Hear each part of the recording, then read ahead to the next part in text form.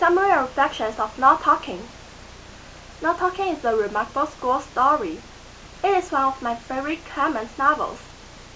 The Unsociable is a very special group indeed. They are unprecedentedly noisy, and conflicts between boys and girls are so serious that they are willing to participate in the rigorous challenge. Though the boys and girls are hostile to each other, they are able to grasp the information from the other side without communication, especially when they are against the principal's bullying together. Dave and Lindsay are persuasive, action-oriented, and they are good leaders.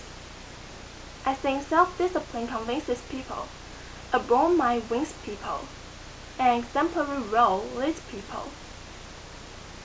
As the saying goes, silence is golden. The no-talking contest really makes the unsociable quiet, thinking, and more disciplined. They grow up. The principal is controlling, so when she finds the course of the event isn't in her original plan, she is furious and shouts at Dave. But she is introspective because she immediately apologizes to Dave. In the process of the contest, she expresses the qualities of a principal and the flexibility of a mortal.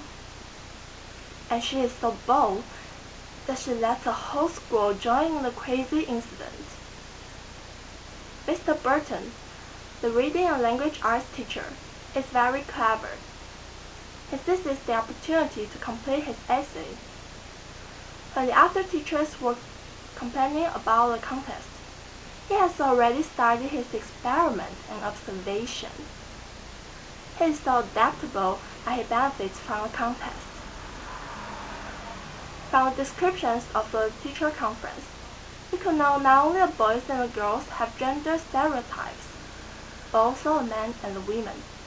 They just disguise themselves as mature adults who meet social desirability. After having prejudiced against someone, then is unable fairly to judge the result of the matter. Prejudices won't disappear as long as the differences exist, so we shouldn't rashly judge anyone, anything.